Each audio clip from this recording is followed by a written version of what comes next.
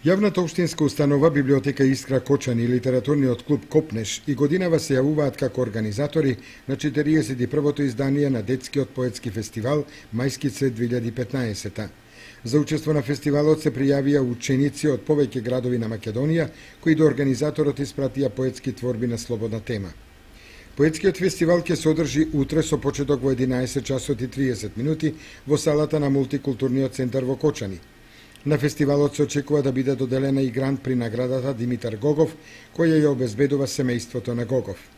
Инаку на фестивалот Мајски цвет во изминативе 40 на години настапија повеќе автори, некогашни млади поети, а денес познати и признати македонски автори во областа на литературата.